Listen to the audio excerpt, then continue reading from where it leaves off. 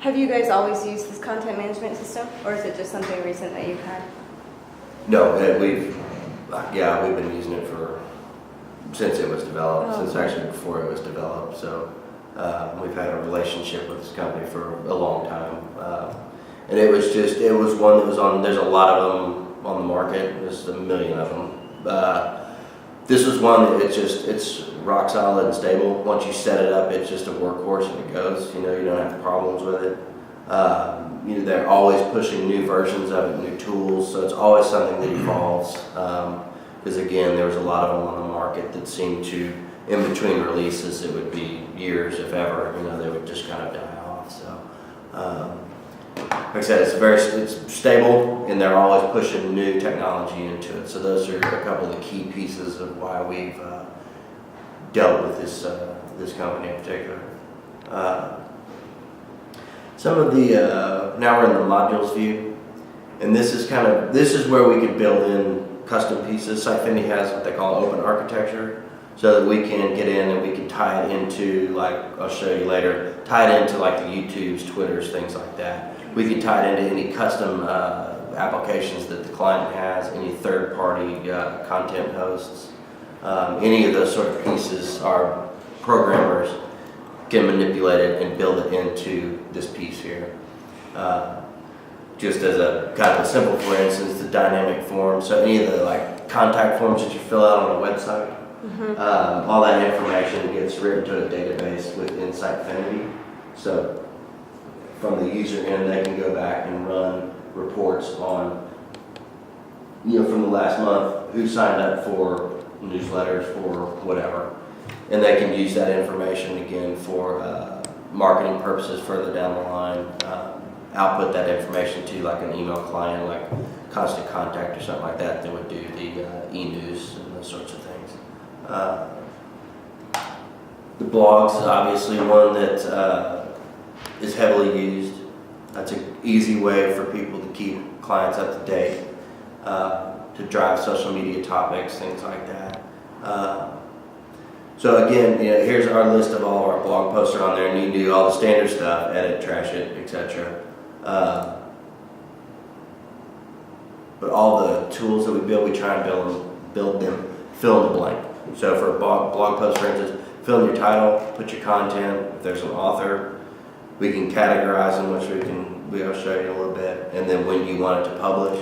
So regardless of who's doing the work, it's going to the Sitefinity will do all the formatting. So you just, as a user, fill in the blanks, and it'll post it out wherever it needs to go on the site. So we can. So what if you wanted more control? Like, how would you customize something like that?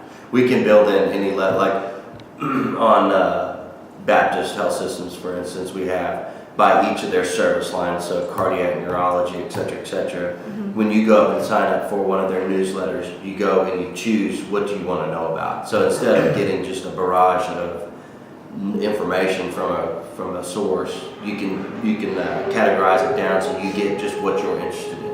I'm sure everybody's gotten those e-news that are just a mile long. It's just got a bunch of stuff there you don't care about. So you can categorize those pieces down and get just the information you need. Or on a blog post, we can do just the same thing. We can take that blog post, and any blog post that's relevant to neurology, we can drop it on the neurology page. The YouTube videos, again, drop them on there that are content-specific pages.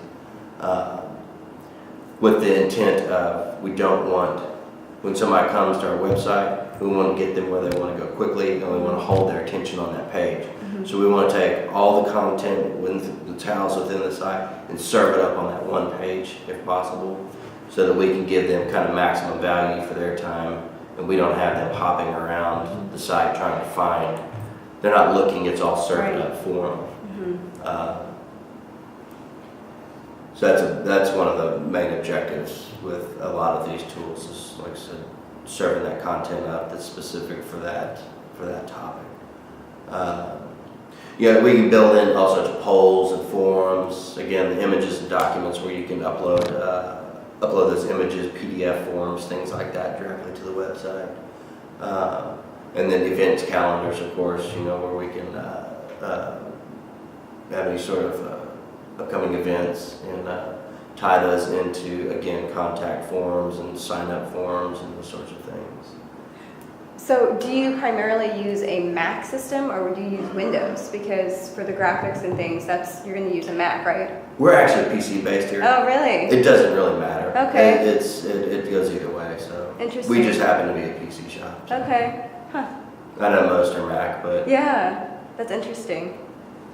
a lot of the business side. But anyway, it was a decision that was made a long time ago, and that's where we went. Well, it's generally a PC world, so that's. So just to show you in action, this is not where we need to go. Say, David, you said you saw that on our site. It's one that we most recently launched. Oh, So okay. it kind of has all of the latest, greatest tools that we have built into one.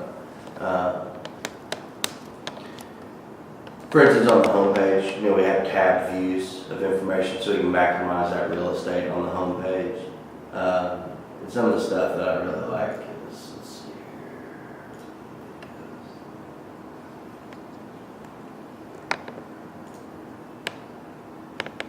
So on the videos page, this ties into the client's YouTube account.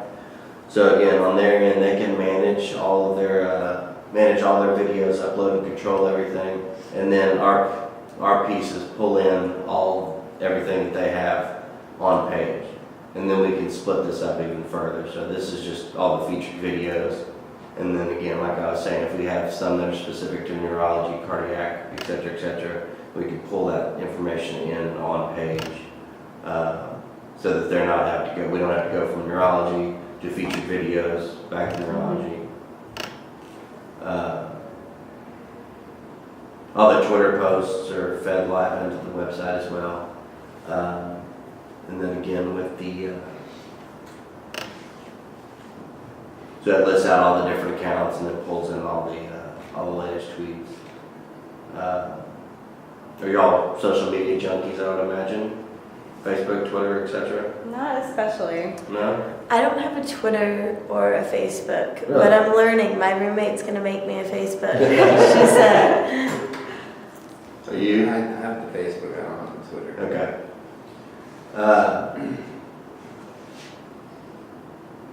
And then the photo galleries. This one in particular is pulling from the client's Flickr account, so that they can set up those folders that they want pulled in, and then our tools reach out and pull those images back into the website. And again, we can categorize those and spread them out throughout the site, however works best for